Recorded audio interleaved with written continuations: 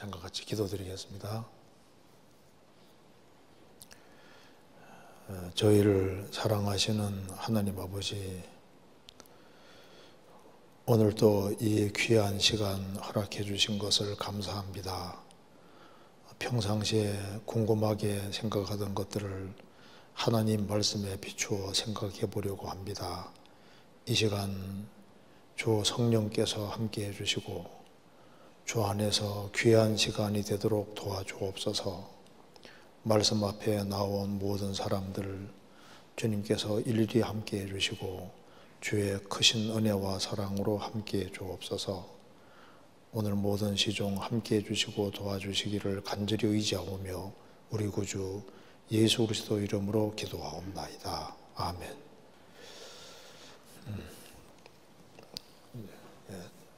여기 질문이 여러 개가 나와 있습니다. 그래서 제가 한번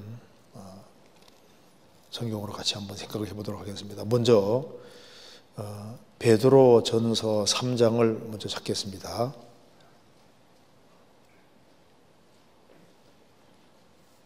베드로 전서 3장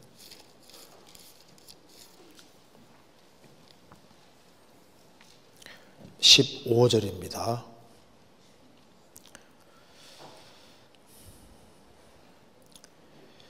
너희 마음에 그리스도를 주로 삼아 거룩하게 하고 너희 속에 있는 소망에 관한 이유를 묻는 자에게는 대답할 것을 항상 예비하되 온유와 두려움으로 하고 선한 양심을 가지라. 거기까지입니다. 질문을 한번 같이 생각해 보겠습니다. 제가 먼저 첫 번째 질문부터 제가 읽겠습니다. 마가복음 13장 11절에 조금 이따 찾겠습니다. 사람들이 너희를 끌어다가 넘겨줄 때 무슨 말을 할까 미리 염려치 말고 무엇이든지 그 시에 너희에게 주시는 그 말을 하라. 말하는 이는 너희가 아니오 성령이시니라 라는 말씀이 있고, 누가복음 12장 11절, 누가복음 21장 14절에서도 미리 대답할 것을 염려하지 말라고 하셨습니다. 그런데 베드로전서 3장 15절에 너희 마음에 그리스도를 주로 삼아 거룩하게 하고 너희 속에 있는 소망에 관한 이유를 묻는 자에게는 대답할 것을 항상 예비하되 온유와 두려움으로 하라고 말씀하고 있습니다. 염려하지 말라고 하신 말씀과 미리 예비하라는 말씀이 있는데 어떻게 이해하면 될까요? 하는 질문입니다. 이제 성경에서는 무슨 말을 할까? 미리 염려하지 마라. 그렇게 했는데 또 베드로 사도는 대답할 것을 항상 미리미리 예비하고 준비해라. 한쪽에는 미리미리 예비하고 준비하라고 했고 한쪽에서는 무슨 말을 할까 염려하지 말라고 했다. 그게 참 모순이 아니겠느냐. 이걸 어떻게 이해해야 되겠냐는 질문입니다. 잘 알고 계시죠? 자, 먼저 베드로전서 3장 15절부터 한번 보겠습니다. 너희 마음에 그리스도를 주로 삼아 거룩하게 하고 너희 마음에 그리스도를 주로 삼아, 이제 구원받기 전에는 자기가 모든 삶의 주인이었습니다. 이제 구원을 받고 나면은 너희 마음에 그리스도를 주로 삼아라. 이제 구원받으면 예수님이 우리의 주십니다. 그래서 구원받기 전에는 자기 중심이고, 그래서 첫 번째는 자기고, 두 번째는 이웃이고, 두 번째는 이웃이고, 하나님은 저 멀리 있었는데, 이제 구원받고 나면은 주님이 제일 첫 번째가 되고, 그 다음엔 이웃이 되고, 자기는 바깥으로 빠져나가게 되는 겁니다. 구원받으면 자연스럽게 주님 중심이 되는 겁니다. 그래서 너희 마음에 그리스도를 주로 삼아, 이제 구원받으면은 실제로 예수님이 우리 마음의 중심에 계시고 또 우리의 모든 주가 되시고 항상 중심이 되고 우리 머리가 되시는 겁니다. 요거 잠깐 접고, 골로새서 2장 찾겠습니다. 골로새서 2장 6절.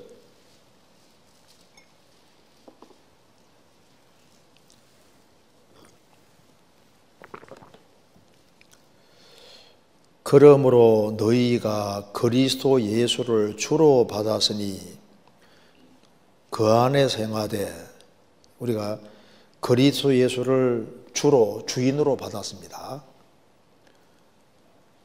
주 안에서 행하되 그 안에 뿌리를 박으며 세움을 입어 교훈을 받은 대로 믿음에 굳게 서서 감사함을 넘치게 하라. 예수님을 주인으로 받았고 이제 주 안에 행하되, 주 안에 행하기 위해서는 먼저 주 안에 뿌리를 박아야 됩니다. 주 안에 뿌리를 잘 박으면은 튼튼하게 세워지고, 그 뿌리를 잘 박으면은 하나님의 교훈을 잘 받게 되고, 교훈 잘 받으면은 믿음이 굳건하게 되고 감사함이 넘치게 됩니다. 그래서 이제 구원을 받으면은 그리스도 예수를 주로 받았다. 그 말대로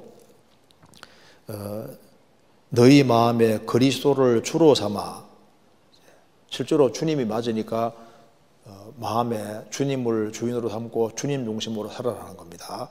잠언 3장에도 말씀한 대로 너희는 범사에 그를 인정하라. 그리하면 내 길을 지도하시리라. 범사의 모든 일에 주님을 앞세우라. 주님 앞세우고 살아가는 것이 주로 삼고 사는 겁니다. 그러면은 내 길을 지도하시리라. 베드로 사도는 너희 마음에 그리스도를 주로 삼으라. 이렇게 말씀을 했는데 이게 생각보다 굉장히 이게 중요한 얘기입니다. 그래서 예수님을 주로 삼으면은 삼아 거룩하게 하고, 거룩하게 하고가 먼저 아니라 주님을 주님으로 삼고 주님 중심으로 살면은 거룩은 따라오게 돼 있다 그 말입니다. 그죠? 그 순서가 중요하죠. 주로 삼아 거룩하게 하고, 그러니까 이제 착하게 살아야지, 열심히 살아야지, 그거보다 주님을 인정하고 주님을 앞세우고 살면은 이제 바른 삶은 결과적으로 따라오게 돼 있는 거예요. 그죠? 이제 어떤 사람이 어떤 상대편을 사랑하게 되면은 그 사람이 좋아하는 걸 하기 원하게 될 거 아니에요. 그죠? 그래서 주로 삼는 것이 먼저고, 주로 삼으면은 이제 신앙생활 바르게 하는 건 따라온다는 겁니다. 이거 보시죠. 자, 고린도전서 9장에 보면은 이제 그리스도인들은 율법 아래에 있지 아니하다. 율법 아래에 있지 아니하고 그리스도의 율법 아래에 있다. 바울 사도가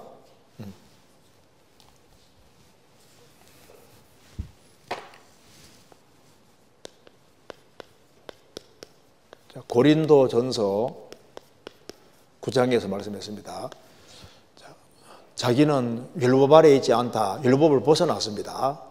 그래서 이제 율법 아래에 있을 때는 하나님은 심판자고 나는 형벌 아래에 있는 죄수였습니다. 그런데 이제 십자가를 통해서 율법에서 벗어나서 해방이 되면서 즉시 그리스도 율법 아래에 들어와 있습니다. 그리스도 율법 아래에 들어와 있다는 것은 무슨 말이냐면은 이제 구원을 받고 나면은 하나님은 아버지가 되고 나는 아버지 아들이 된 거예요. 그 다음에 주님은 내 신랑이 되고 나는 신부가 된 겁니다. 사랑관계다 그 말입니다.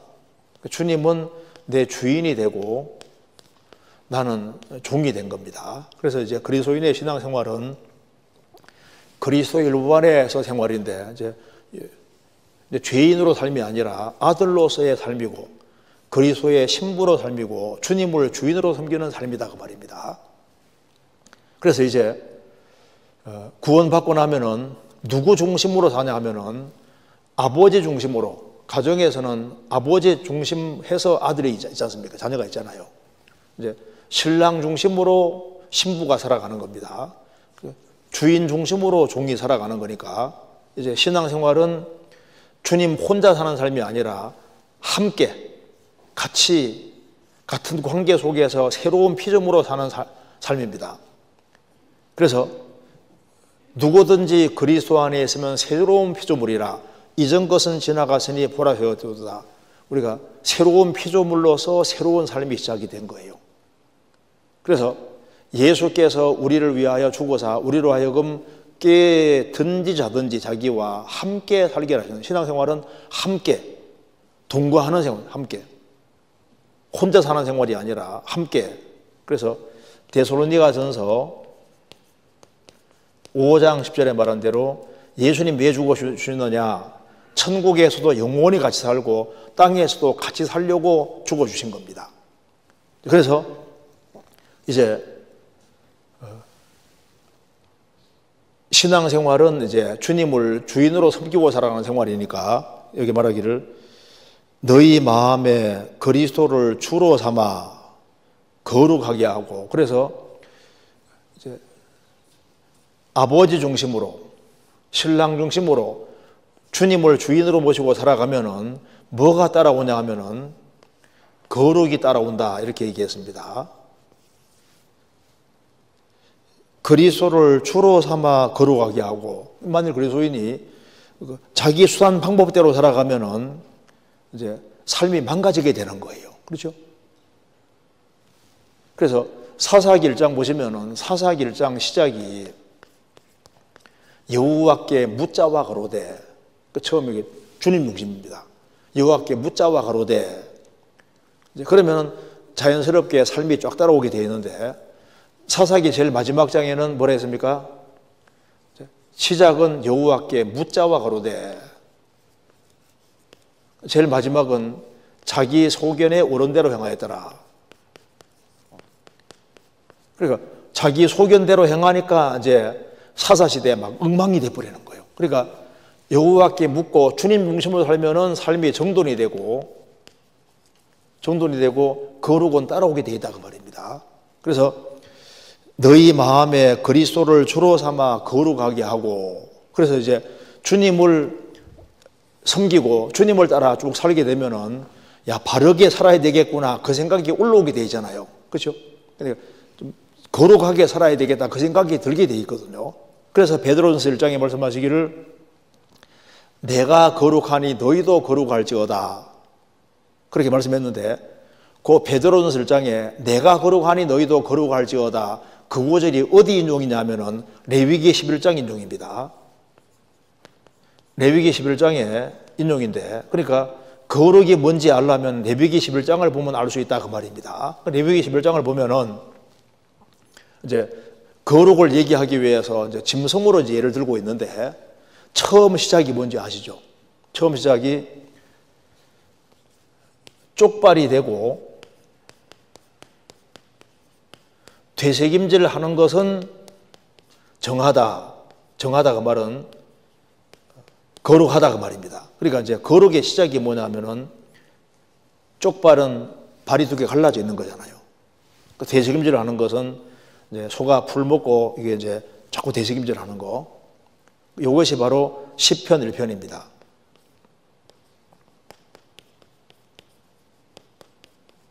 복 있는 사람은 악인의 길을 쫓지 아니하며 죄인의 길에 서지 아니하며 오만한 자의 자리에 앉지 아니하고, 구별입니다.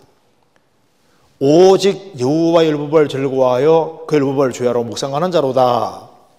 그래서 하나님 말씀을 계속 묵상하면서 삶을 조심스럽게 살아가는 이것이 이제 거룩의 시작인 거예요. 그러니까 항상 거룩은 시작이 뭐냐 하면은 되새김질, 일단 말씀을 잘 먹어야 되는 거예요. 잘 먹어서 이제 잘 먹고 이제 힘을 얻는 것으로 시작이 되는 겁니다. 그래야지 이제 구별돼서 살 수 있는 힘이 생기잖아요. 이게 이제 시작이고, 이렇게 되면은 그다음 어떻게 되냐면은 그다음에 이제 물고기를 예를 들면서 그림 못 그리는데 대충 봅시다. 물고기가 생겼죠. 대충 물고기 같잖아요. 자, 물고기 예를 들면서 이제 바다라는 세상에서 물고기는 어떤 것만 정하다고 했냐면 정하다 그게 거룩이다 그 말입니다. 그러니까 비늘이 있고 지느러미 있는 것은 정하다고 했습니다. 그러니까 비늘이 있는 것은 물체에 부딪히면 상처가 안 나잖아요. 그러니까 에베소서 6장에 말씀하기를 하나님의 전신갑주를 입으라고 했습니다. 갑옷을 입는 갑옷을. 그러니까 이제 그리스도인이 세상에 살아가는 가운데 갑옷을 딱 입고 있으면은 물체에 부딪히는 것처럼 여러 가지 환난과 역경, 어려움이 오는데 갑옷 있으면은 상처를 안 받을 수 있잖아요. 갑옷 입으라 그 말입니다. 그러면서 어떻게 해야 정한 거냐 하면은 이제 지느러미는 좌우어 지느러미는 방향 잡는 것이고 꼬리에 지느러미는 추진적입니다. 그러니까 좌우어 지느러미 방향 잡는 것처럼 자기가 가야 될 목표를 분명히 하고 목표를 향해서 물살을 헤치면서 목표 향해서 열심히 매진하고 달려갈 때 주님께서 거룩하다 그렇게 말하는 거예요. 그러니까 이제 첫 번째는 이제 우리가 하나님 말씀을 열심히 먹고 힘을 얻어가지고 이제 방향을 잘 잡아야 되잖아요. 방향 잘 잡고 목표를 향해서 열심히 달려갈 때 주님께서 보실고 너는 정하다 그렇게 말하는 거예요. 정하다. 그리고 이제 그 다음에 말씀하시기를 땅에 기는 것은 다 부정하다고 하시면서 뭐가 정하되냐면은 메뚜기 같이 메뚜기 목걸이는 대충 이렇게 생긴 게 메뚜기 맞죠? 메뚜기는 물체가 앞에 누워 있으면 어떻게 됩니까? 톡 뛰어넘잖아요. 그죠? 그러니까 이제 열심히 달려가는데 이 장애물이 많은데 여기 뛰는 다리가 있는데 여기 믿음의 그림자입니다.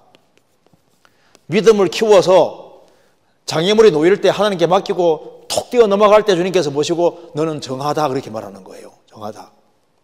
그리고 이제 그 다음에 뭘 얘기했냐면은 발바닥으로 다니는 건 다 부정하다고 하면서 신발 신은 거, 신발 신은 짐승들은 정하다고 했습니다. 그러니까 말같이 발굽이 있는 거, 발굽이 신발이거든요. 소도 발굽이잖아요, 발굽. 그러니까 이제 굽이 없는 것은 발바닥으로 되는 건 다 부정하다고 되어 있습니다. 그러니까 개도 발바닥이지 않습니까? 호랑이도 발바닥은 다 부정한 거고 신발 신은 것만 정하다 이렇게 얘기를 했는데 성경에 뭐라 했습니까?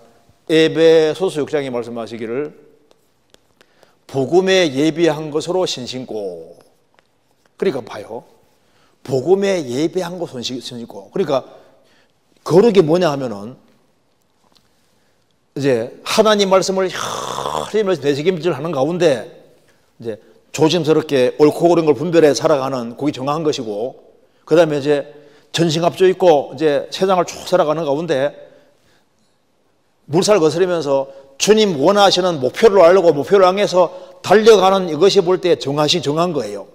그리고 어려운 것이 부딪히면은 하나님께 맡기고 탁 뛰어넘을 때 정한 거고, 왜 그렇게 해야 되냐면 결국은 복음에 예비한 거 신발 신고, 그러니까 결국은 전도 때문에 영혼 건지는 것 때문에 그런 겁니다. 그래서 거룩의 최종 목표는 뭡니까? 불신자 영혼 건지는 거예요. 그래서 예수님이 요한복음 17장에서 말씀하셨습니다. 왜 예수님이 자신을 거룩하게 구별시키느냐? 이유는 다른 영혼 때문입니다. 내가 저희를 위하여 나를 거룩하게 구별하오니 이는 저희도 진리로 거룩함을 얻게 하기 위함입니다. 그러니까 진짜 거룩은 뭐냐 하면 거룩 자체가 목적이 아니라 왜 거룩하게 구별이 되냐 하면은 결국에는 불쌍한 이뤄진 영혼들, 멸망으로 들어가는 영혼들이 많이 있으니까 그 영혼들을 건지도록 하기 위해서 주님이 거룩하게 구별시킨다 그 말입니다. 성경 요한복음 17장 보세요. 자, 베드로전서 3장은 항상 접어두고 요한복음 17장 20절 19절 제가 읽겠습니다. 또 저희를 위하여 내가 나를 거룩하게 하오니 이는 저희도 진리로 거룩함을 얻게 하려 함이니이다. 예수님이 왜 자신을 구별시켰냐 하면은 저희를 위하여 내가 나를 거룩하게 하오니 이는 저희도 진리로 거룩함을 얻게 하려 함이니이다. 예수님이 구별시킨 이유는 예수님과 접촉하는 사람들을 어떻게 하기 위해서입니까? 구원받도록 하기 위해서 구별시켰다 그 말입니다. 우리도 우리를 구별시키는 이유는 우리가 접촉하는 사람들을 어떻게 하기 위해서입니까? 진리로 거룩함을 얻고 구원받도록 하기 위한 거다. 이해되죠? 그러니까 예수님을 주님으로 삼으라 말이에요. 주님으로 삼고 거룩하게 하고, 그 거룩하게 하고가 뭐냐면은 주님을 크게 주인으로 모시고 살아가다 보면은 이제 주님하고 이제 주님과 가까워지면은 주님의 마음을 가지게 되는 겁니다. 주님의 마음이 무슨 마음일까요? 그러니까 사랑하는 마음이에요. 사랑하는 마음. 영혼을 불쌍히 여기는 마음이기 때문에 주님을 가까이 하면은 자연스럽게 야, 바르게 살아야 되겠구나 이 생각이 올라오게 돼 있고, 바르게 이제 살다 보면은 무슨 생각이 자꾸 나냐면 저 불쌍한 영혼들을 어찌할꼬 그 생각이 들게 돼 있잖아요. 그래서 이제 주님 가까이 하면은 무슨 목표가 생기냐면은 사람을 제대로 건져야 되겠다 그 목표가 생기게 돼 있는 거라고. 그래 내 접촉하는 사람들을 건져야 되겠다 생각이 들어가니까 이제 그 전에 술을 같이 먹다가도 먹었을지라도 구원받고 나면 술 걸치면서는 이 사람 못 건지잖아요. 그래 이 사람 건지려고 생각하니까 아이 나는 안 먹어 이래 되는 거잖아요. 담배 같이 피워 해도 되지 않습니까? 아이고 이제 나는 끊었어. 왜 그렇게 하냐면은 같이 담배 피우면서 전도하기는 어렵거든. 자네도 담배 피워봐 해가지고 주면서 부 하면서 예수 믿어봐 좋아하면 누가 믿기들 하겠습니까? 그러니까 이제 영혼을 건지려는 마음을 가지니까 자연스럽게 구별되는 마음이 생기는 겁니다. 그러니까 사람들이 많이 달라졌네? 왜 달라졌지? 이러면서 궁금하게 생각이 들고, 그러니까 이제 여러 가지를 묻는 사람이 생기는 거예요. 그러니까 자기 주관과 방법대로 살아가는 사람에게는 소망에 관한 이유를 묻는 사람이 생길 수가 없는 거라고. 그렇죠? 다시 보시겠습니다. 베드로전서 3장입니다. 15절. 너희 마음에 그리스도를 주로 삼아 거룩하게 하고, 그리스도를 주님으로 삼고 살아가는 사람은 이제 거룩하게 되게 돼 있고, 구별되게 돼 있고, 그리고 틀림없이 주변의 영혼을 불쌍히 여기고 그 영혼들을 주님 품으로 인도해야겠다는 그 간절한 마음이 생기도록 주님 만들어주는 겁니다. 그렇기 때문에 거룩하게 하고 너희 속에 있는 소망에 관한 이유를 묻는 자에게는 너희 속에 있는 소망, 구원받은 사람에게 뭐가 있습니까? 세상 사람에게 없는 소망이 있습니다. 그래서 10월의 6장에 말한 대로 그리스도인 속에는 소망의 닷이 있습니다. 닷. 그래서 카타콤에 가면은 그 카타콤 그 굴 속에요. 굴 속에 그림이 많이 그려져 있는데 그 중에 제일 많이 그려져 있는 것이 닷입니다. 닷. 그걸 세본 사람이 세보니까 66개가 닷이 그려져 있는데 그 어두운 토굴 속에 살아도 우리는 소망이 있다. 소망. 그래서 너희 속에 있는 소망에 관한 이유를 묻는 자에게는, 이제 그러니까 주변에 접촉하는 사람이 야, 너 뭐 그래 좋냐? 그 전에 그렇게 안 살았는데 왜 그렇게 사냐 하고 묻는 사람이 생긴다면 이게 축복인 거예요. 그런데 아니 내가 구원을 받았다고 하는데 뭐 예수 믿고 살아가는데 뭔가 불신자하고 똑같으면요, 니네 내내 똑같은데 이거 물을 리가 없잖아요. 소망에 관한 이유를 묻는 자들이 생기는 사람은 참 축복입니다. 너희는 세상의 빛이니 너희는 세상의 소금이니, 세상의 빛과 소금으로서 불신자하고 뭔가가 다르다 그 말입니다. 그래야지 사람들이 묻는 사람이 생기는 거예요. 어떤 형제가 정말 주 안에 신실하게 살았는데 그래서 대학교에서도 분명히 뭔가 다른 거예요. 그래서 한 자매가 야, 저 사람은 참 뭔가 다르다. 그래서 같이 딸려와가지고 구원받고 신앙생활 잘 하잖아요. 뭐 그런 일이 이제 비일비재합니다. 너희는 세상의 빛이니 산 위에 있는 동네가 숨기지 못할 것이요. 마태복음 5장에 말한 대로 산 위에 있는 동네는 눈에 띄지 않습니까? 이 어두운 세상에서 그리스도인들은 세상에 빛이고 소금이기 때문에 같이 접촉하다 보면은 직장인으로 있으면서도 야, 저 사람 뭔가 다르다. 같이 학교 생활하는 가운데서도 저 사람 뭔가 다 다르다.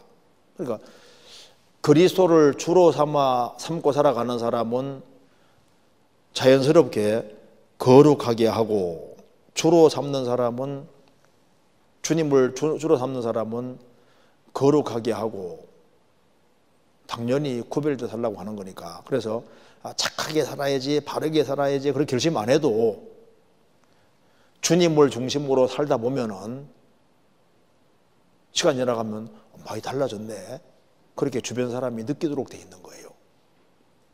그럼 봐요. 그러면 그리스도인들은 세상의 빛이라고 했는데, 빛이 비춰지지 않고 주변 사람들이 전혀 모르는 것은 왜 모를까요? 그러니까 주님을 주인으로 모시고 안 살으니까 사람들이 모르는 거예요. 그러면 빛이 가려지는 경우가 성경에 3가지가 기록이 되어 있는데, 등불을 켜서 등경 위에 둬야 되는데 등불이 다른 곳에 가 있으면 등불이 이제 가려집니다. 그러니까 등불이 가려지는 경우가 특별히 여기 대박, 말이라는 게 대박 말이에요. 대박. 이게 대박 속에 빛이 들어가 있으면은 이게 빛이 안 비치잖아요. 거러 속에 들어가 있으면 안 비칩니다. 그 다음에 이제 성경에서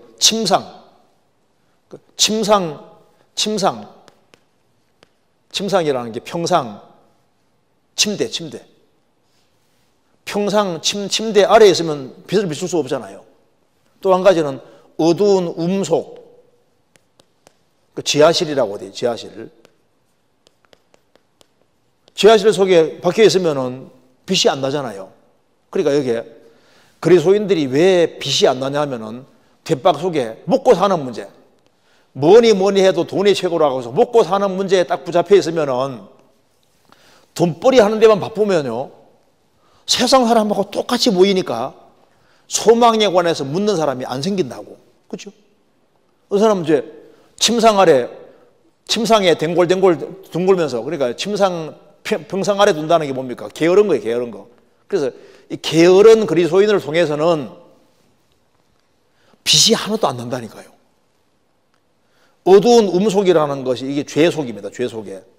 그러니까 음속에 두는 것처럼, 저 지하실에 두는 것처럼 어두운 죄 가운데 살아가면은 주변 사람들이 그리스도인지를 몰라보는 거예요. 이제 그러니까 내 주변에 내가 크리스찬인지도 모르고, 그리고 이제 내가 바르게 안 살아가면은 묻는 사람이 안 생기는 거예요. 그래서 여기 너희 마음에 그리스도를 주로 삼아 거룩하게 하고 너희 속에 있는 소망에 관한 이유를 묻는 자에게는, 이게 정말 복입니다. 묻는 자에게는 묻는 사람이 생기도록 되어 있거든요. 뭐가 그렇게 좋아? 예수 믿으면 뭐 좋은 게 있어? 그래서 그리스도인들이 이제 어둡게 살아가고, 이제 그렇게 살아가면 누가 묻겠습니까? 정말 밝게 기쁜 마음으로 힘차게 살아가면, 뭔가 다르구나, 부럽구나, 이런 마음이 생길 때 이제 묻는 사람이 생기는 거예요. 묻는 자에게는 대답할 것을 항상 예비하되 온유와 두려움으로 하고, 그래서 주님을 주인으로 삼고 살아가는 사람은 거룩이 따라오게 돼 있고, 그러면 주변에서 사람들이 알게 되고, 그래서 소망에 관한 이유를 묻는 사람이 생기기 때문에, 그래서 대답할 것을 항상 예비해라, 미리미리 예비해라. 그래서 우리는 내게 무엇인가를 물어오는 사람이 생길 걸 생각하고 미리미리 대비하고 준비를 해야 되는 겁니다. 성경 마태복음 13장 찾겠습니다.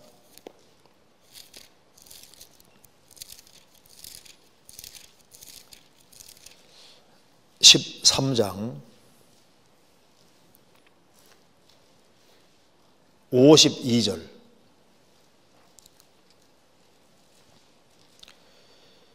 예수께서 가라사대 그러므로 천국의 제자된 서기관마다 마치 새 것과 옛 것을 그 곳간에서 내오는 집주인과 같으니라.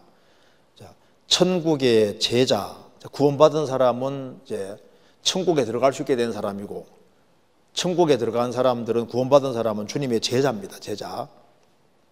근데 천국의 제자가 된 사람 중에 성경을 아주 잘하는 사람을 여기에 서기관이라고 했습니다. 성경을 계속 뺏기는 사람이 이제 뺏겨서 익숙하게 된 사람들이 서기관들이었는데, 천국의 제자된 서기관이 있다. 구원받고 주님 뒤를 따르는 제자일 뿐 아니라 그 제자들 중에서도 서기관, 성경을 아주 익숙하게 사는 사람 아는 사람 가르치는 겁니다. 그래서 천국의 제자된 서기관마다 누구든지 마치 새 것과 옛 것을 그 곳간에서 내오는 집주인과 같으니라. 곳간 안에 묵은 곡식과 새 곡식이 있는 것처럼 옛 것과 새 것이 뭡니까? 구약과 신약. 구약과 신약, 성경이 양식 창고입니다. 영혼 살리는 양식 창고니까 신구약에 나와 있는 내용을 끄집어내 가지고 사람에게 나눠주면 그 사람이 구원받게 되고 그 사람 삶이 변하게 될 수 있잖아요. 그래서 천국에 제자된 서기관마다, 그래서 젊을 때 특별히 젊은 청년들이 많은데 젊을 때 성경 부지런히 익히셔요. 그러면 이제 예수님께서도 공생의 당시에 마귀 시험 받을 때 기록되었을 때 그거를 마귀 이기잖아요. 우리도 불쌍한 이뤄진 영혼들에게 뭘 물어올 때 기록되었을 때 하면 성경이 이렇게 기록되어 있습니다 하고 성경을 얘기해 줄 뿐 아니라 성경 찾아서 보여주면 더 사람들이 다른 말은 잘 못 믿어도 성경에 나와 있는 것은 믿거든요. 우리가 러시아 선교하면서도 느낀 것은, 야, 러시아 사람들 고집이 그렇게 세요. 전도집회 이렇게 해가지고 구원받은 사람 손들하면 손 다 들거든요. 나중에 얘기 보면 아니요. 그럼 거의 다 각계준수입니다. 그런데 러시아가 기독교 역사가 1000년이니까 성경은 신뢰를 가지고 성경에 나와 있는 걸 딱 보여주면은 말문을 막더라고. 성경의 권위를 상당히 중요하게 여깁니다. 러시아도. 그래서 사람 말 어떻게 믿어요? 그러니까 성경에 그렇게 되어 있습니다 하고 성경을 딱 보여주면 성경이 힘이 있거든요. 그 대답할 걸 예비하되 무엇으로? 물어오면은 성경으로 답해주면 제일 좋은 거예요. 성경이란 양식을 끄집어내서 딱 주면은 얼마나 좋아요. 약국에 온갖 종류 약이 쫙 있잖아요. 감기 걸린 사람은 다 감기에 필요한 약을 탁 끄집어가지고 탁 지어서 주잖아요. 약사가 그거 잘 하잖아요. 그래서 우리는 성경을 잘 알고 있으면은 이제 궁금한 걸 물어오는 사람이 있으면요, 아, 이건 이렇게 되어 있습니다 하고 얘기해주면, 아, 그래요 하고 이제 그래서 이제 알아야지 답을 해줄 거 아니에요. 그러니까 대답할 것을 예비하라 그 말입니다. 성경이란 양식을 잘 나눠줄 수 있는 사람은 거기 복이 있는 겁니다. 성경 마태복음 24장 찾겠습니다.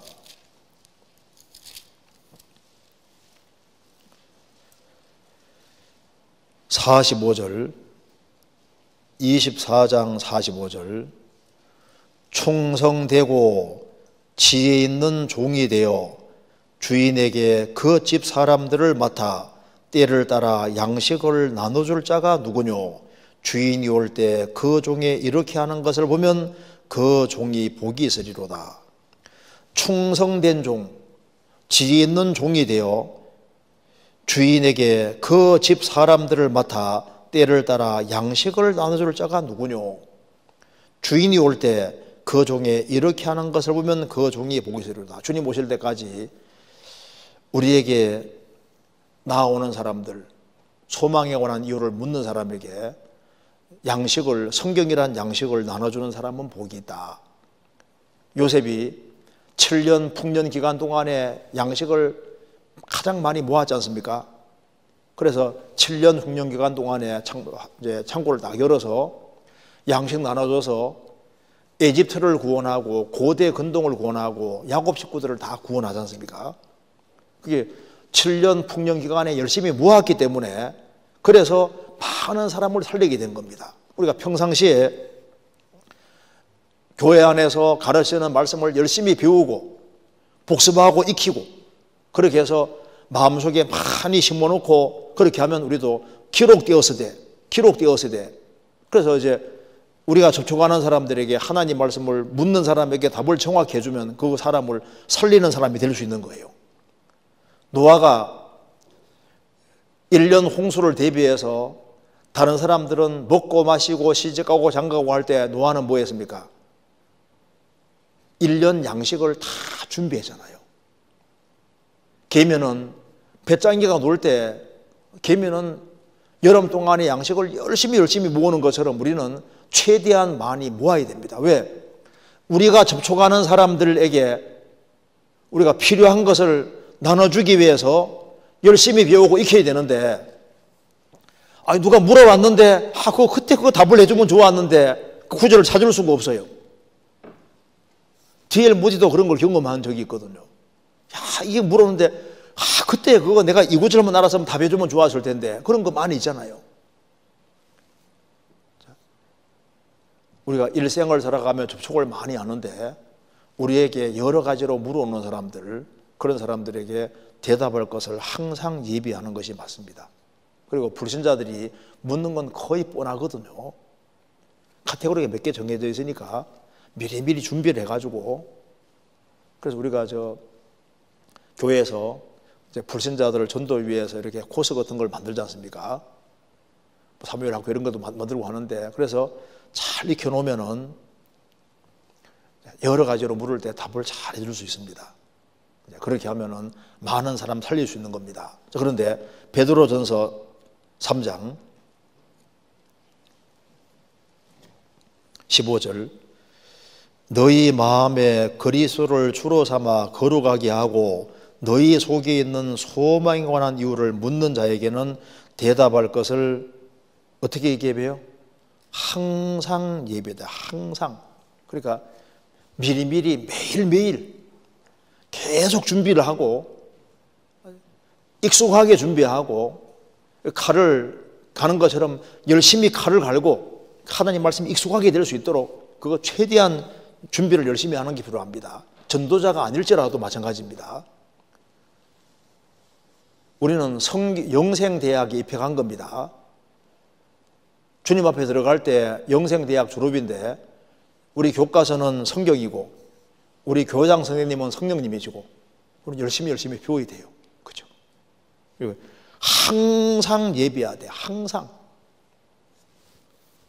그래서 우리가 하나님 말씀을 바르게 익히는 것이 그렇게 중요한 겁니다. 그리고 하나님 말씀을 바르게 익히고 이것이 최대한 마음속에 심겨지는 게 참 중요해요. 그래서 야고보서 1장에 마음에 너희 영혼을 구원할 바 마음에 심긴 도를 온유한 바라. 마음에 심긴 도입니다. 심기워진 도, 말씀, 심겨진 말씀. 복음은 한번 딱 심겨지면 절대 안 빠져나오는데 구원받고 난 이후에 하나님 말씀 가운데 이건 내 생활에 필요하다 싶은 말씀이 있으면 그걸 마음판에 잘 새겨서 안 빠져나가도록 열심히 이게 새기는 게 참 중요해요. 그래서 즉시 나올 수 있도록, 그래서 암송도 열심히 하고 최대한 복습 같은 걸 잘해서 이 마음판에 잘 새길 수 있도록 그런 것이 필요합니다. 항상 예비하되, 그리고 온조와 두려움으로 하고 대답할 걸 예비하는데 물어올 때 그것도 모르냐고 하면서 핀잔 주고 과격하게 대답하고 이렇게 말하면 놓치는 수가 있습니다.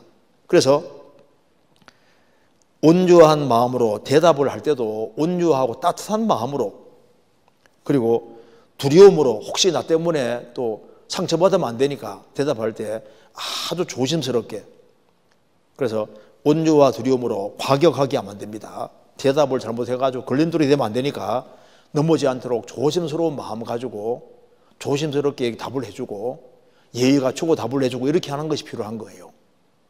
그러니까 평상시에는 예배해야 된다는 말이 맞지 않습니까? 그렇죠?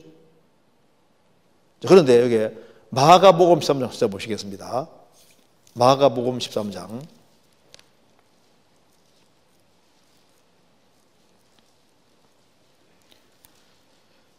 13장 11절에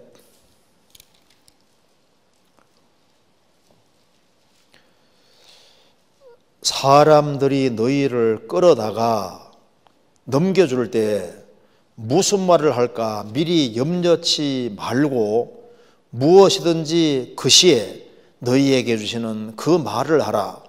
말하는 이는 너희가 아니요 성령이시니라. 그래서 끌려갈 때, 이건 앞에 말한 건 평상시 얘기고, 전도하다 갑자기 끌려갈 때는 무슨 말을 할까 미리 염려하지 마라 그 말입니다.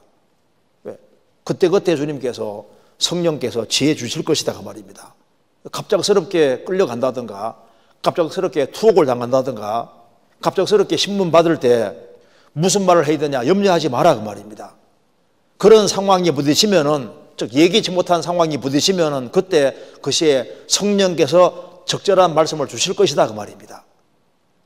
무슨 말이 되죠? 그러니까 평상시에는 항상 예비를 하고, 예기치 못한 상황 속에 갑자기 끌려간다든가, 예수 믿는 사람이 옛날에 많이 잡혀가서 신문 당하고 죽고 했잖아요. 그때는 미리 공부를 하고 이런 상황이 아니니까, 평상시에는 대답할 걸 항상 예비하고 살아오지만은 그렇지 않고 예기치 못한 상황이 생겼을 때는 그때마다 성령께서 지혜 주실 테니까 그 주신 지혜에 따라 행동하라 그 말입니다. 그러니까 두 말 다 맞는 말이다 그 말입니다.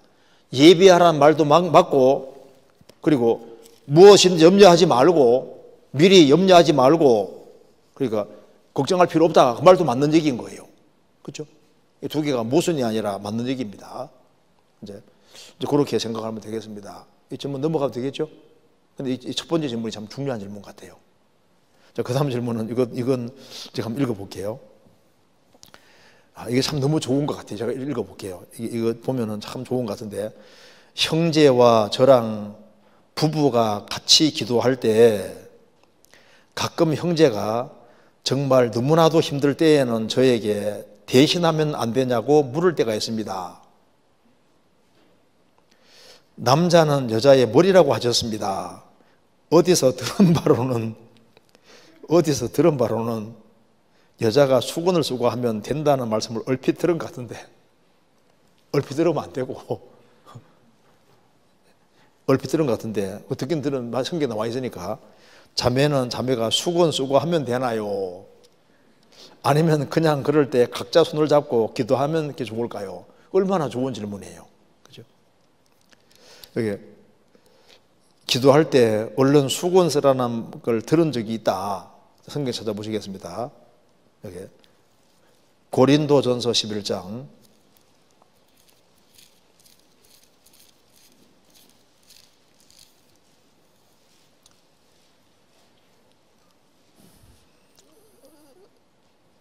3절.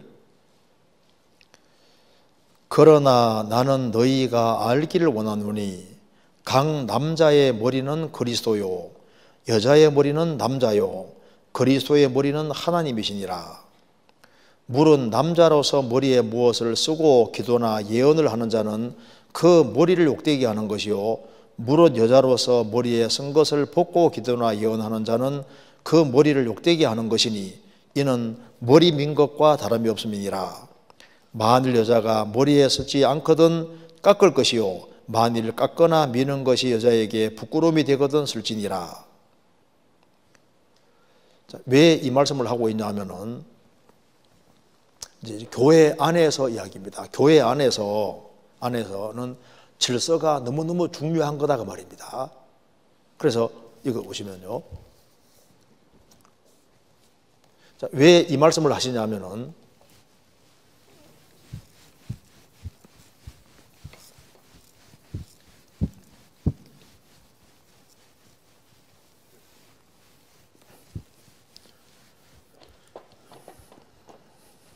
여기 여자의 머리는 남자요 남자의 머리는 그리스도요 그리스도의 머리는 하나님이라고 했습니다.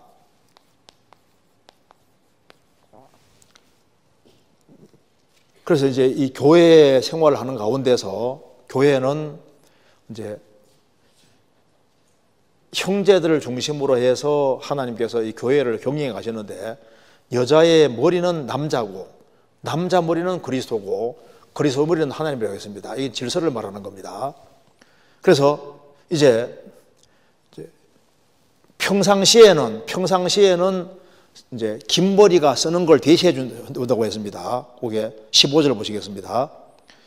만일 여자가 긴 머리가 있으면 자기에게 영광이 나나니 긴 머리는 쓰는 것을 대신해 주신 용곤이라. 여자가 머리가 길다는 것은, 평상시에 머리가 길다는 것은 이게 수건 쓰는 걸 대신해 주는 거다 그 말입니다.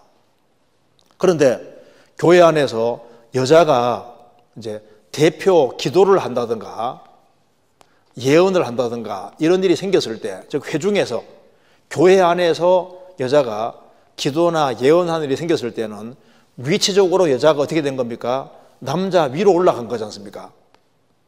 그러니까 원래 밑에 있어야 되는데 위로 올라갔다는 표시로, 나는 아래에 있을 사람이 위로 올라갔다는 표시로 머리에 수건을 이제 씀으로써 나는 권위 아래에 있는 사람인데, 회중에서 형제자매들이 쫙 있는 자리에서 대표로 기도나 예언할 경우는 위에 올라갔으니까 나는 밑에 있는 사람이 올라갔습니다 하는 표시로 머리에 딱 이렇게 쓴다 그 말입니다. 그래서 10절에 이러므로 여자는 천사들을 인하여 권세 아래 있는 표를 그 머리에 둘지니라. 그리스도인들이 같이 회중으로 모일 때 천사도 보고 있는 거예요. 천사도 배우는 겁니다. 천사 3분의 1이 타락한 것이 왜 타락했습니까? 질서를 어겨서 타락한 거잖아요. 천사 가운데 3분의 1이 타락할 때 자기 위치를 어겨서 하나님처럼 되려 하다가 쫓겨났으니까, 위치를 어겨가지고 마귀가 됐으니까 천사들 보고도 배우게 하시는 겁니다. 그래서 우리 교회에서는 여자가, 형제자매들이 같이 모였을 때 여자에게 대표 기도 안 시키잖아요. 이제 그러니까 머리에 쓸 필요 없다 그 말입니다. 근데 여자가 이제 형제자매 같이 있는 자리에서 대표 기도를 하게 될 경우는 수건을 써야 되는 게 맞거든요. 그런데 이제 이건 회중에서, 교회 중에서 하는 얘기고, 평상시에 이제 여기 이 가정은 참 좋은 가정 같아요. 형제와 저랑 부부가 같이 기도할 때 기도 안 하는, 같이 안 하는 부부도 많잖아요. 뭐 많은지 있는지 모르겠는데 어쨌든 간에 이 부부는 참 건전한 부부입니다. 주님 좋아하실 것 같아요. 같이 기도할 때 얼마나 좋아요. 가끔 형제가 정말 너무나도 힘들 때에는 저에게 이제 당신이 좀 기도해봐 하고 하잖아요. 이렇게 대신하면 안 되냐고 물을 때가 있습니다. 드물게 묻는 것 같은데 간단하게 하면 되잖아요. 고민할 필요 없이. 너무 힘들 때는 저에게 대신하면 안 되냐고 물을 때가 있습니다. 간단하게 하면 되잖아요. 그래서 여기에 부부가 같이 기도한다는 건 참 좋은 겁니다.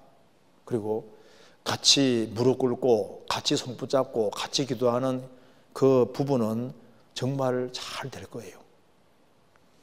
둘이 합심해서 기도하면 거기 참 그 기도가 힘이 있을 겁니다. 그래서 부부가 서로를 존중하는 말을 하고, 그보다 더 중요한 것은 같이 기도하되, 또 여기에 각자 손을 잡고 기도하면 또 좋잖아요. 그래서 합심해서 기도하는 것은 기도 중에서 정말 좋은 것이고, 특별히 거기에 자녀가 있다면은 그 같이 부부 같이 기도하는 모습을 보면요, 그건 가정에 굉장히 좋은 영향을 미치게 될 겁니다. 성경 마태복음 18장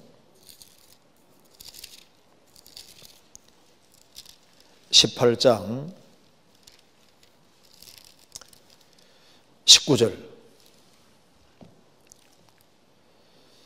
진실로 다시 너희에게 이르노니 너희 중에 두 사람이 땅에서 합심하여 무엇이든지 구하면 하늘에 계신 내 아버지께서 저희를 위하여 이루게 하시리라. 두 사람이 땅에 합심하여 무엇인지 구하면은 아버지께 이루어진다. 혼자 기도하는 것도 힘이 있지만은 두 사람이 같이 기도하면 더 힘이 있습니다. 그리고 이제 가족들이 이렇게 같이 모였을 경우에는 이제 아빠가 하루 기도하고 그 다음에 엄마가 하루 기도하고 자녀가 기도하고 돌아가면서 기도해도 괜찮고, 또 이제 부부가 둘이 이제 하루는 남편이 기도하고 하루는 아내가 기도하고 하루는 남편이 기도하고 아내가 기도, 이렇게 해도 괜찮고, 그건 부부가 알아서 하면 되는 거예요. 알아서. 그런데 가능하면은 형제가 먼저 기도하고, 그리고 이제 형제가 자주 기도하고, 이거는 뭐 더 좋으리라고 생각을 합니다. 왜냐면 그래서 항상 형제가 중심이 돼가지고 있는 가정이 좀 좋을 거예요. 그래서 형제가 기도하면 더 좋으리라고 생각을 합니다. 그래서 그냥 무릎 꿇고 기도하는 것도 좋지만은 둘이 부부 같이 손을 붙잡고 같이 기도하면요 훨씬 좋을 겁니다. 그래서 손도 이제 악수도 금방 하고 끝내는 거하고 악수하고 딱 좀 길게 잡고 있는 건 다르거든요. 반갑습니다 이렇게 하고 하는 거하고, 반갑습니다 하고 이걸 1초, 2초, 3초, 4초, 5초, 6초, 7초 가면요 이게 상당히지 않습니까?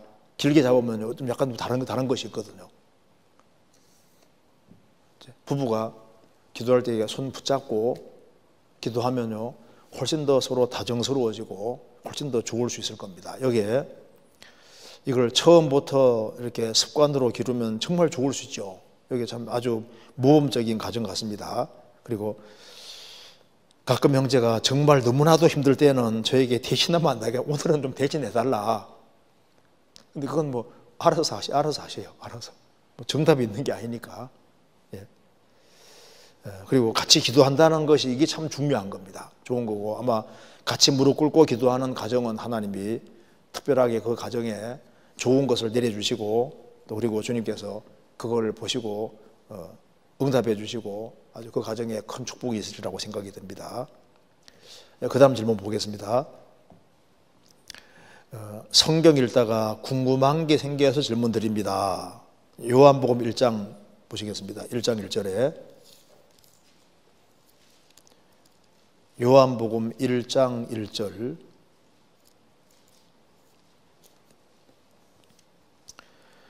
태초에 말씀이 계시니라. 이 말씀이 하나님과 함께 계셨으니 이 말씀은 곧 하나님이시니라. 여기에서 말씀은 예수님을 지칭하는 것 같은데 왜 예수님을 말씀이라고 표현한 것인가요? 예수님의 이름 대신 말씀이라는 단어가 왜 쓰인 건지 궁금해서 질문드립니다. 그러니까 질문 내용은 태초에 예수님이 계시니라. 이 예수님이 하나님과 함께 계셨으니 이 예수님은 하나님이시니라. 이렇게 하면 좋을 것 같은데 왜 예수님이란 말을 굳이 안 쓰고 여기 로고스, 헬라 말로 로고스입니다. 로고스라고 이렇게 썼느냐 하는 질문인데 참 좋은 질문이죠. 태초에 여기 창세기 1장의 태초는 창조의 시초를 가리키는 것이고, 여기에 태초는 우주 만물 창조하기 전에 태초, 영원한 태초를 가르치고 있습니다. 태초에 말씀이 계시니라. 왜 이 태초가 창조 이전의 태초냐 하면은 거기에 3절에 만물이 그로 말미암아 지은 바 되었으니 지은 것이 하나도 그거 없이는 된 것이 없느니라. 말씀이 우주 만물을 창조하셨으니까 태초는 시간 시작 이전이니까 창세기 1장의 태초보다 이전이 확실하잖아요. 그런데 여기에 왜 예수님이 계시니라 하면 간단한데 왜 말씀이라고 하셨느냐? 물론 여기는 이건 굉장히 이제 이 말씀 예수님을 로고서라 표현한 것은 굉장히 많은 뜻이 들어 있는데 그 중에서 제일 중요한 것은 바로 이겁니다. 하나님은 눈에 안 보이잖아요. 눈에 보이지 않는 하나님을 눈에 보이고 읽을 수 있도록 만들어 놓으신 분이 바로 예수님인 거예요. 그래서 태초에 예수님이 계시니라 하지 않고 말씀이 계시니라고 한 이유가 뭐냐면은 하나님은 안 보이잖아요. 그러니까 하나님이 영이시고 안 보이는데 안 보이는 하나님을 우리가 어떻게 이해할 수 있겠습니까? 그래서 구약시대 때 아브라함이라든가 이삭이라든가 야곱이라든가 이제 구약의 일꾼들이 하나님 모습을 조금씩은 보여줬거든요. 그런데 하나님 모습을 온전하게 보여주지 못했다고요. 그런데 예수님은 눈에 보이지 않는 하나님을 사람에게 확실하게 읽을 수 있도록 그대로 보여주신 거예요. 그를 통해서 그 사람 마음을 표현하는 것처럼 예수님을 통해서 하나님을 아주 완벽하게 보여주셨기 때문에, 그래서 하나님을 아주 정확히 읽을 수 있도록 만들어 놓으신 분이 바로 예수님인 거예요. 그래서 우리가 그를 통해서 어떤 사람을 알 수 있는 것처럼 눈에 보이지 않는 하나님을 사람이 아주 명백히 읽을 수 있고 명백히 볼 수 있고, 아, 하나님은 과연 이런 분이구나 하는 것을 우리가 읽을 수 있도록 만들어 놓으신 분이 바로 예수님인 겁니다. 그래서 예수님이 말씀하시기를 나를 본 자는 아버지를 봤다. 눈에 보이지 않는 하나님을 눈에 보이도록 읽을 수 있게 만들어 놓으신 분이 바로 예수님인 거예요. 그래서 예수님은 예수님을 여러 가지로 표현하고 있는데, 예수님을 표현하기 제일 좋은 것이 뭐냐면 바로 말씀인 겁니다. 태초에 말씀이 계시니라, 이 말씀은 곧 하나님이시니라, 말씀이 육신이 되셨다. 그래서 눈에 보이지 않는 하나님을 완벽하게 재현해 놓은 분이 누굽니까? 바로 예수님이잖아요. 그래서 예수님 보는 것은 하나님 보는 것이고, 예수님 말씀 듣는 것은 하나님 음성을 그대로 듣는 것이고, 왜? 예수님은 하나님이 사람이 되었으니까. 그래서 그를 통해서 어떤 사람의 생각과 사상을 표현하는 것처럼 눈에 보이지 않는 하나님을 아주 생생하게 완벽하게 보여주신 분이 바로 예수님이기 때문에 바로 예수님을 말씀이라고 표현하신 겁니다. 말씀. 그래서 우리가 천국 가면은 예수님과 똑같은 하나님을 만나게 됩니다. 왜? 하나님이 사람이 되신 분이 바로 예수님이니까. 그래서 예수님은 말씀이 육신이 되신 분입니다. 그래서 예수님을 보면요, 하나님이 어떤 분인지를 읽을 수 있는 거예요. 그래서 예수님은 뼈가 꺾이지 않은 것처럼 예수님의 생애 전체는 하나도 꺾을 것이 없는 겁니다. 하나님을 완벽하게 그대로 보여주신 겁니다. 그래서 그를 통해서 사람의 마음을 알 수 있는 것처럼 하나님을 알 수 있는 유일한 길이 바로 예수님인 겁니다. 그리고 태초에 말씀이 계시니라, 이 말씀은 곧 하나님이시니라. 즉 바로 이 성경은 예수님 말하는 책이기 때문에 바로 하나님 어떤 분인 줄 아느냐, 바로 이런 분이다. 성경 말씀으로 예수님을 설명하셨고, 그래서 성경 통해서 우리가 하나님을 정확히 알 수 있는 겁니다. 그래서 예수님을 여러 가지로 표현하고 있는데 그 중에 제일 좋은 표현이 말씀이라는 표현이, 이게 참 정말 이게 엄청나게 중요하고 좋은 표현입니다. 그래서 태초에 말씀 로고스가 계시니라, 이 말씀이 하나님과 함께 계셨으니 이 말씀은 곧 하나님이시니라. 태초에 예수님이 계시니라, 예수님이 성부와 성령과 함께 계셨는데 이분은 바로 하나님이시다, 삼일체 하나님이시다 그 말입니다. 그런데 이 예수님을 굳이 말씀으로 말한 이유는 바로 그것 때문인 거예요. 그 외에 다른 여러 가지가 있는데 가장 주된 것이 그거다 그 말입니다.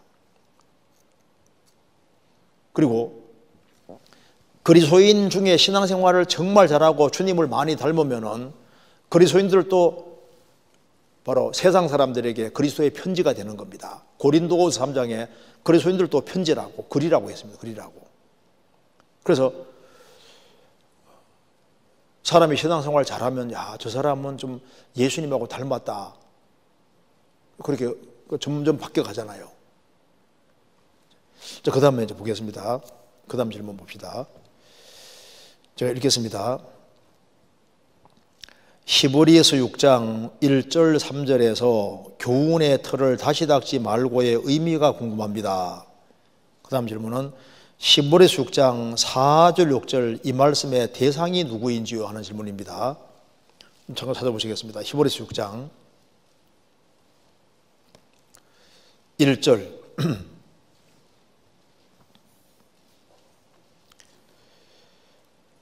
그러므로 우리가 그리스도 도의 초보를 버리고 죽은 행실을 회개함과 하나님께 대한 신앙과 세례들과 안수와 죽은 자의 부활과 영원한 심판에 관한 교훈의 틀을 다시 닦지 말고 완전한 데 나아갈지니라.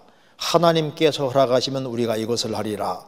한번 비침을 놓고 하늘의 은사를 맛보고 성령에 참여한 바 되고 하나님의 선한 말씀과 내세의 능력을 맛보고 타락한 자들은 다시 새롭게 하여 회개케 할 수 없나니 이는 자기가 하나님의 아들을 다시 십자가에 못 박아 현재 욕을 보임이라. 땅이 구유에 자주 내리는 비를 흡수하여 밭가난 자들의 쓰기에 합당한 채소를 내면 하나님께 복을 받고 만일 가시에 엉겅퀴를 내면 버림을 당하고 저주함에 가까워 그 마지막은 불사람이 되리라. 사랑하는 자들아, 우리가 이같이 말하나 너희에게는 이보다 나은 것과 구원에 가까운 것을 확신하노라. 이거 굉장히 이게 참 중요한 질문이고 조금 어려운 질문입니다. 간단하게 설명드리겠습니다. 자, 이 히브리서를 참 오해하는 사람들이 많은데요. 이 히브리서를 잘 이해하는 것도 이게 참 신앙생활에서 중요합니다.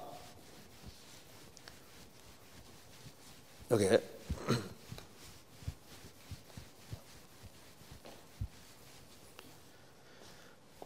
자, 여기 히브리서를 받는 사람이 이제 먼저 보십니다. 이제 히브리서는 이스라엘 사람에게 보낸 편지입니다. 히브리인들에게 보낸 편지인데, 자, 이걸 이해하기 위해서 지금 히브리서를 받는 사람이 이렇게 되어 있습니다. 대상이 여기에 히브리인 중에 이제 이미 이제 확실하게 구원을 받은 사람이 있고, 받은 자들이 있고, 받은 자들 좀 말이 이상한데, 구원을 받은 사람들 있고, 이제 구원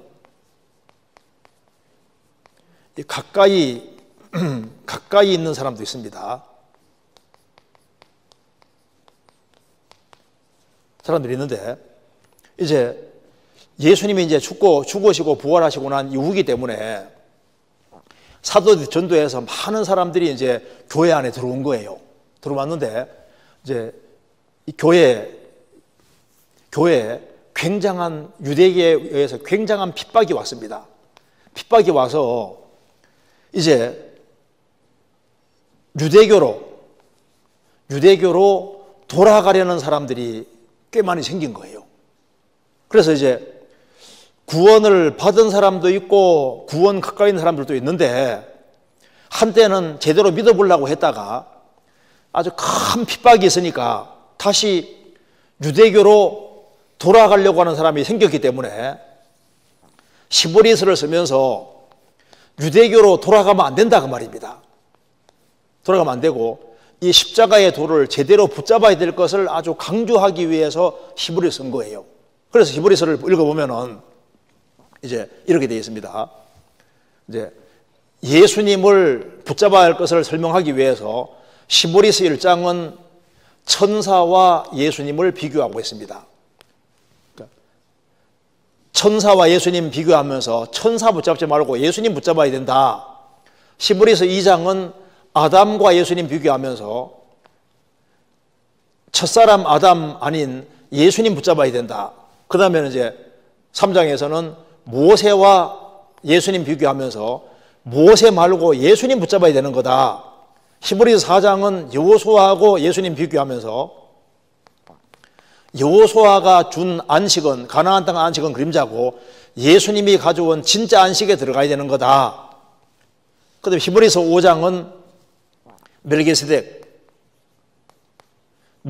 얘기를 이제 쭉 해나가면서요, 구약시대 레위계통을 통해서, 레위인 통해서 제사장인 사람들이 있었지 않습니까? 레위계통의 제사 직분, 제사장과 짐승 피제사를 얘기하면서, 자, 이런 것들은 그림자니까 멜기세덱의 차례를 쫓아오는 영원한 제사장이 예수님 붙잡아야 된다.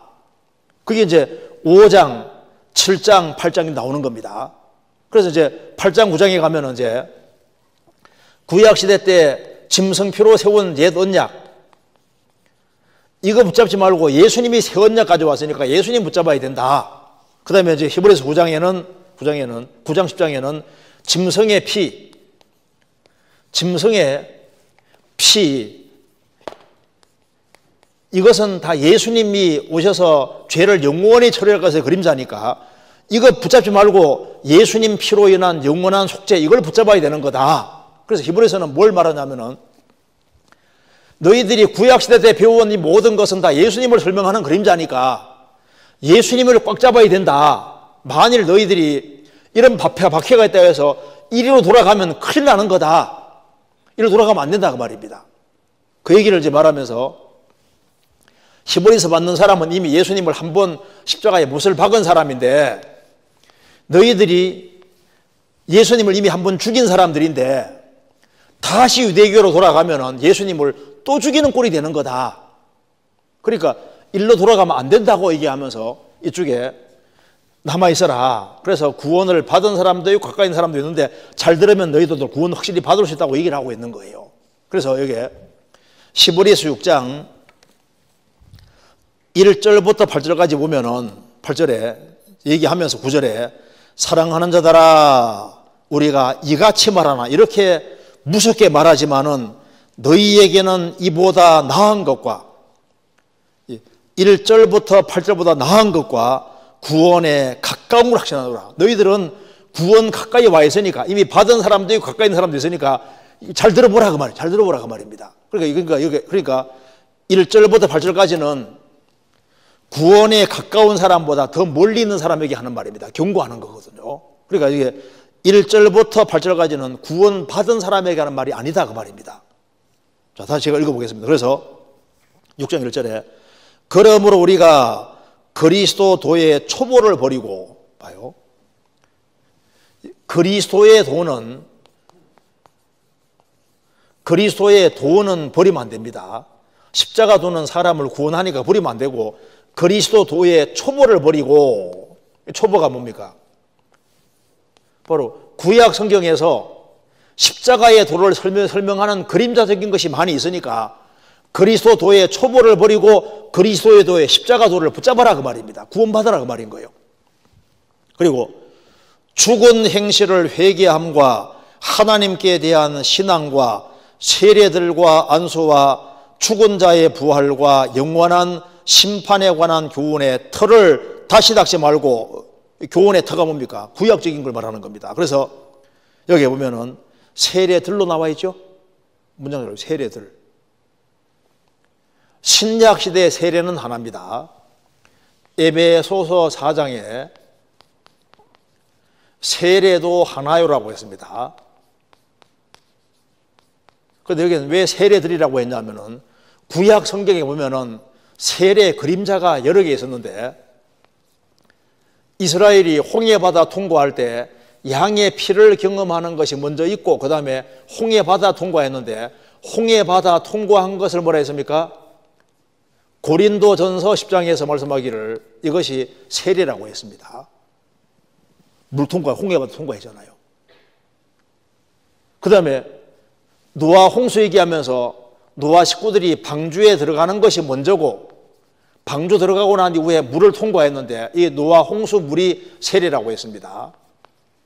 그러니까 방주 안에 들어가는 것처럼 주님 안에 들어가는 것이 먼저고 그 다음에 침례받는 거예요. 그러니까 구약 성경에 세례에 대한 그림자가 많이 있었다 그 말입니다. 그러니까 여기 구약 성경 속에 죽은 행실을 회개함 하나님께 대한 신앙의 그림자가 많이 있었잖아요.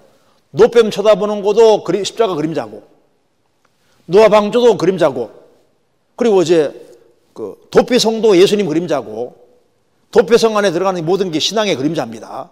그래서 구약 성경 속에 죽은 행실을 회개하는 것에 대한 그림자적인 것이 많이 있었고 하나님께 대한 신앙의 그림자 그 다음에 세례들 신약시대 세례 그림자들인 세례들이 있었고 안수와 죽은 자의 부활과 영원한 심판에 관한 교훈의 터가 있었는데 그 터를 다시 닦지 말고 다시 유대교로 돌아가면 터를 다시 닦는 게 되는 겁니다. 그렇게 하지 말고 완전한 데 나아갈지니라. 완전한 데가 뭡니까? 예수님 십자가에 죽으시고 부활하심으로 완성하신 구원에 나아가라 그 말입니다. 그래서 마태복음 5장 보면은 예수님 말씀했습니다. 내가 율법이나 선지자, 구약 성경입니다. 내가 율법이나 선지자나 폐하려 온 줄로 생각하지 마라. 폐하려 온 것이 아니라 완전케 하려면로다. 예수님이 오셔서 모든 것이 완전케 되는 거예요. 짐승 피조사만 드리면 이건 그림자밖에 안 되니까 예수님이 오셔야만 완전히 되는 겁니다. 그래서 완전한 데 나아갈진대라 구원받으라 그 말인 거예요. 구약적인 거 붙잡지 말고 완전한 데 나아갈진대라 구원받으라 그 말입니다. 하나님께서 허락하시면 우리가 이것을 하리라. 한 번 비침을 얻고, 무슨 말입니까? 한 번 비침을 얻고, 이 말은 믿을 수 있는 기회가 충분히 주어졌다 그 말입니다. 요한복음 1장 보면은 각 사람에게 비치는 빛이 있었고 각 사람에게 주님이 빛을 비쳤습니다. 예수님이 3년 반 동안 이스라엘 사람에게 빛을 비추셨고 가룟 유다는 3년 반 동안 비침을 받았다는 것은 무슨 말입니까? 믿을 수 있는 명백한 기회가 주어진 겁니다. 각 사람에게 빛을 비쳤는데 요한복음 1장에 말씀하기를 각 사람에게 빛을 비쳤는데 자기 땅에 오매 자기 백성이 영접지 않았다. 빛은 비쳤는데 영접하지 않았습니다. 영접해야만 아들이 되는 거잖아요. 바깥에서 빛이 막 세게 비치고 있는데 커튼을 딱 막아놓으면 안 들어오잖아요. 빛이 비춰진 곳은 믿을 수 있는 기회가 명백히 주어진 걸 말하는 겁니다. 가룟 유다가 3년 반 동안 비침 받았는데 안 받아들였잖아요. 그리고 하늘의 은사를 맛보고 예수님 당대 유대인들을 보세요. 얼마나 많은 기적을 체험했습니까? 기적을 3년 반 동안 보고 들었잖아요. 성령에 참여한 바 되고, 이 무슨 말이냐면 성령 역사하는 곳이 있었다 그 말입니다. 사도행전 10장 보면은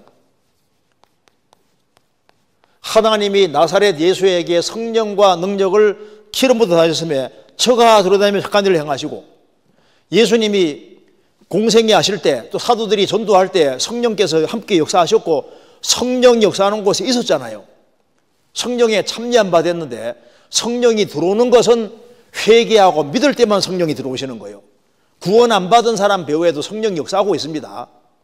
우리가 전도 집회할 때도 일주일 동안 참 말씀 전할 때 말씀 복음처럼 가지고 구원 받잖아요. 사람들이 구원 받을 때 그 사람들이 열심히 듣는 사람들은요 성령에 참여한 바 된 거예요.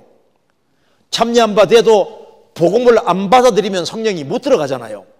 성령에 참여한 바 되다는 것은 성령 역사하는 곳에 연결되어 있었다 그 말입니다. 그리고 하나님의 선한 말씀과 내세 능력을 맛보고 기적은 물질에게만 있지 않다는 증거입니다. 그래서 초대교회 당시에 얼마나 기적과 능력이 많이 있었지 않습니까? 그렇게 하고도 타락한 자들은 무슨 타락입니까? 십자가에서 이걸 안 받아들이는 타락입니다. 그래서 유대교로 다시 돌아가면 십자가 안 받아들이면 이게 타락이 되는 겁니다. 타락한 자들은 다시 새롭게 하여 회개케 할 수 없나니 이는 자기가 하나님의 아들을 다시 십자가 못 박아 현재적으로 봅니다. 이미 유대인이 예수님 한 번 죽였습니다. 한 번 죽였는데 이 예수님이 해답인데 예수님을 안 받아들이면은 예수님을 다시 죽이는 게, 다시 배척하는 게 된다 그 말입니다. 무슨 말이 되죠? 그래서 이 대표적인 예가 누구냐면 가룟 유다입니다. 유다. 가룟 유다는 3년 반 동안 비침받았고 하늘의 은사를 맛보고 성령에 참여한 바 되고 3년 반 동안 성령 역사하는 곳에 있었고 하나님의 선한 말씀과 내세 능력을 맛보고도 어떻게 했습니까? 예수님을 등돌렸잖아요. 초대교회 당시에도 성령이 아주 강하게 역사하셨음에도 불구하고 끝까지 복음을 듣고도 복음을 안 받아들이는 사람은 예수님을 이미 죽인 유대인들이 예수님을 죽으시고 부활한 이후에 예수님을 안 받아들이면 예수님 또 죽이는 게 되는 거다 그 말입니다. 그래서 땅이 구유에 자주 내리는 비를 흡수하여 박간한 자들의 쓰기에 합당한 채소를 내면 하나님께 복을 받고 만일 가시와 원건키를 내면 버림을 당하고 저주함에 가까워 그 마지막은 불사람이 되리라. 땅은 여기에 사람 마음입니다. 여기 땅이 있는데 땅이 이렇게 있는데 땅이 자주 내리는 비를 흡수하여, 자, 비를 흡수합니다. 비가 막 내려요. 비가 여기에도 내리고 비가 내리는데 비는 바로 하나님의 말씀입니다. 신명기 32장에 나의 교훈은 내리는 비라고 했습니다. 하나님의 말씀이 비처럼 내리는데 이 땅은 사람 마음입니다. 그래서 비가 땅이 자주 그 위에 자주 내리는 비를 흡수하여 박간한 자들의 서기에 합당한 채소 내면 합당한 채소가 나오는 것처럼 구원받는 겁니다.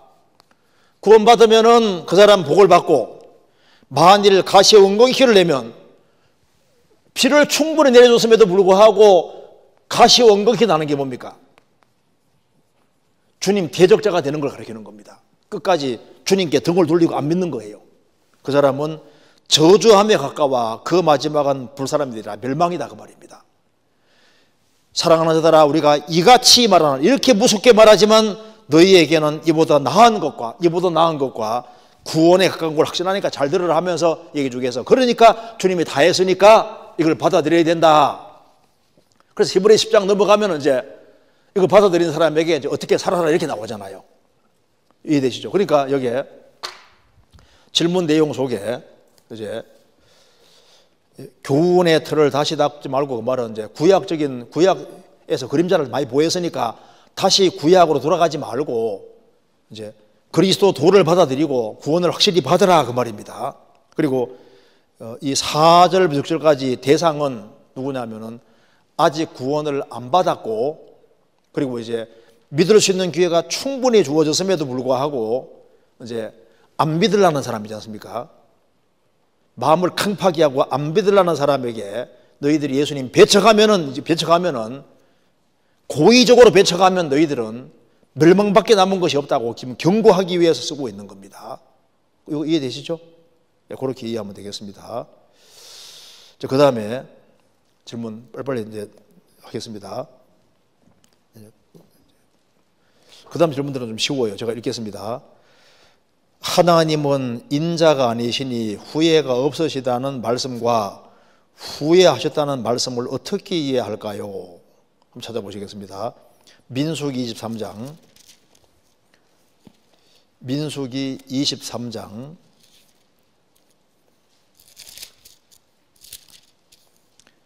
19절.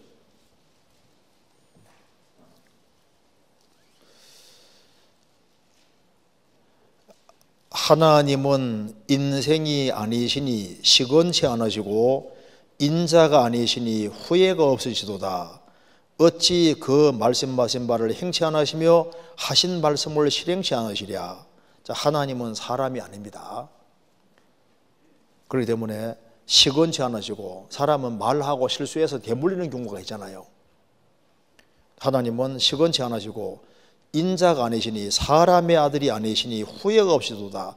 뭐 일을 실수해서 후회하는 그런 후회가 없다 그 말입니다. 그리고 하나님은 하나님이시니까 하신 말씀을 반드시 실행하신다. 하나님은 변함도 없으시고 회전하는 그림도 없으십니다. 하나님은 하나님이시니까. 그래서 하나님은 어떤 계획을 세워서 실천하는 데 있어서 실수해서 후회하는 그런 후회는 있을 수가 없습니다. 로마서 11장에 하나님의 은사와 부르심에는 후회하심이 없느니라. 하나님의 은사와 부르심에는 후회하심이 없느니라. 그러니까 하나님은 인간처럼 실수해서 후회한다든가 계획을 잘못 세워서 후회하는 그런 후회는 없습니다. 그런데 사무엘상 15장 찾겠습니다. 사무엘상 15장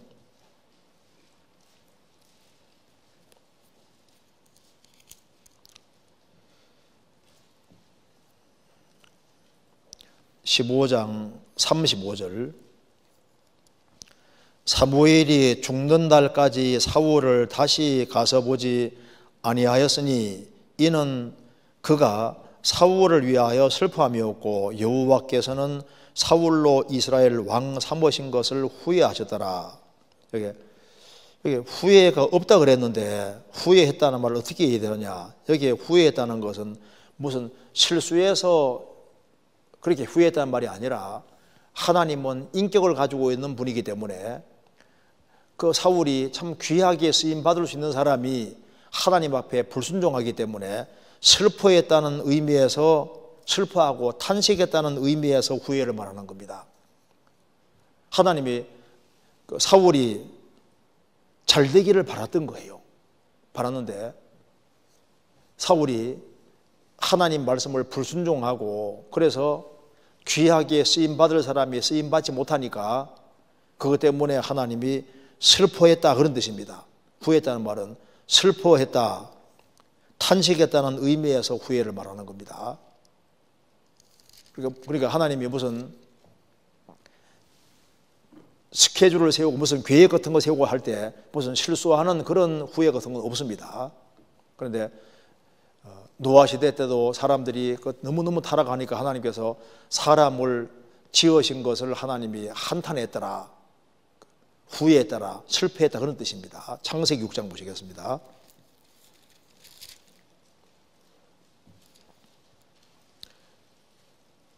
창세기 6장 6절. 땅 위에 사람 지어졌음을 한탄하사 마음에 근심하시고 가라사대 나의 창조한 사람을 내가 지면에서 쓸어버리되 사람으로부터 육축과 기는 것과 공중의 새까지 그리하리니 이는 내가 그것을 지었음을 한탄함이니라 하시니라. 그래서 인간이 악을 너무너무 행하니까 하나님께서 마음에 아주 탄식하고 그래서 슬퍼하고 그래서 한탄함이니라, 그런 의미에서 후회를 말하는 겁니다. 그리고 그 내용이 조금 다른 겁니다. 넘어가도 되겠죠? 그 다음 질문 보겠습니다. 읽겠습니다. 사무엘상 13장 14절 15장 28절에서 사울에게 다른 왕을 정하심을 알게 하시고 기름 부음 다윗이 왕위를 계승할 때까지 30여 년 시간이 단지 다윗의 순종과 인내를 단련시키신 것으로만 보기에는 너무 길지 않은가 생각입니다. 그러니까 이제 30년이 아니라 한 10년 정도 됩니다. 10년 정도. 다윗이 이제 기름 부음을 받고 이제 왕이 될 때까지 한 10년 정도 아주 고생하는데 이제 다윗을 훈련시키고 이제 그렇게 단련시키고 하는데 10년인데 3,000년이라 하니까 길게 생각했던 것 같아요. 그래서 이제 이 시간이 이제 이거 순종과 인내를 단련시키기 위해서 이 시간이 너무 길지 않느냐, 인생은 짧은데 너무 길지 않느냐 하는 그 질문 같아요. 그런데 다윗은 10년이잖아요. 10년 정도입니다. 요셉은 몇 년입니까? 17살에 에집트 팔려가서 이거 총리 될 때 30세입니다. 13년 동안 주님이 훈련시켰잖아요. 모세는 몇 년입니까? 모세는 미디안 광야에서 무려 40년입니다. 그러니까 다윗은 10년 그렇게 사실 긴 시간이 아니에요. 하나님은 사람을 훈련시키는 과정이 있는데 사람 따라 다른데 그릇 따라 다릅니다. 하나님이 귀하게 사용하기 위해서 훈련시키는 일이 있습니다. 성경 시편 111편 찾겠습니다.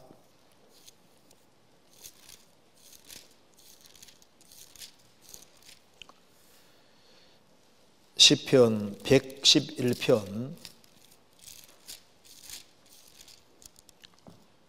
2절 같이 읽겠습니다. 여호와의 행사가 크시니 이를 즐거워하는 자가 다 연구하는도다.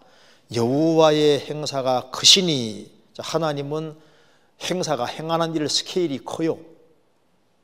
그래서 이 우주 만물을 창조하시고 아담에게 예수님 보내도 약속하시고 얼마 시간 지나 오셨습니까? 4,000년이라는 시간 지나서 오셨잖아요. 그죠? 그리고 다시 오신다고 약속하시고 지금 2,000년이 지났습니다. 하나님은 이게 일하는 스케일이 굉장히 커요.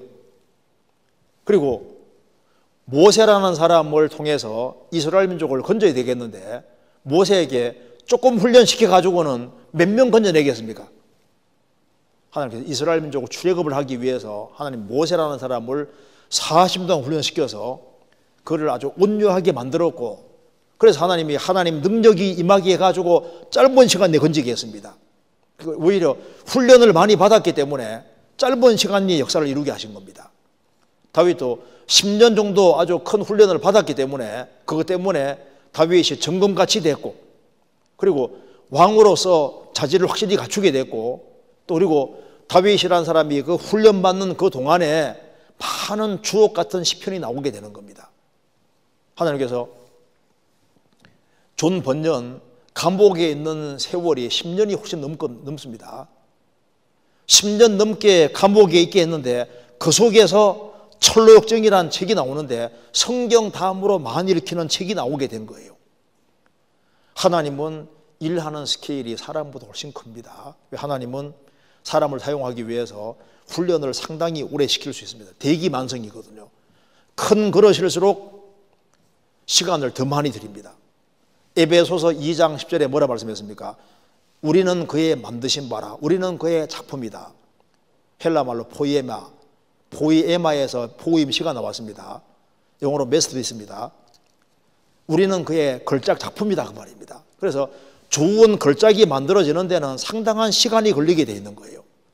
하나님께서는 우리를 훌륭한 일꾼으로 만들기 위해서 훈련시키는 것이 있는데, 그래서 단련받는 기간이 길으면 길을수록 나중에 훨씬 아주 훌륭한 크리스찬이 나옵니다. 나의 가는 길을 오직 그가 아시나니 그가 나를 단련하신 후에 내가 증거하시 나오리라. 금비 불 속에 여러 번 들어갔다 나오면 나올수록 점점 더 순금이 되고 점검이 되고 아주 더 귀한 그릇이 되는 거예요. 훈련이라는 것을 받아야 됩니다. 훈련이라는 건 정말 좋은 거예요. 그리고 이제 마지막으로 여기 질문 하나, 간단한 겁니다. 여기 이제 질문이, 만약 이스라엘 백성이 40년 만에 가나안에 입성하지 않고 만약 11일 길인데 뭐 7일만이라든가 이렇게 빨리 가나안 땅에 입성하면 어떻게 되었을까요? 가데스, 이게 호렙산에서 가데스 바네아 가나안 땅 앞까지 가는데 11일 걸렸거든요. 11일 길인데 40년 걸렸잖아요.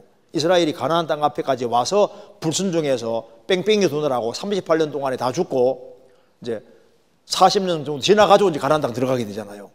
그러면 이제 들어가라 했을 때 그냥 들어갔으면 어떻게 되느냐? 들어가면 축복이죠. 그런데 그만한 믿음이 없어가지고 그런 거라고요. 아담이 선악과 안 먹으면 어떻게 했을까요? 역사가 달라지는 거죠. 우리가 만일 어떤 사람이 이제 구원 젊을 때 빨리 받았으면 좋은데 인생 말년에 구원받은 사람 있잖아요.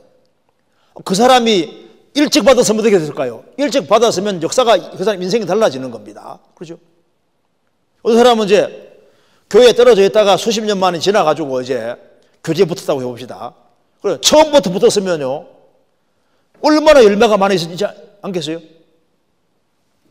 그러니까 처음부터 순종하는 길을 택하면은 그게 무조건 축복인 거예요.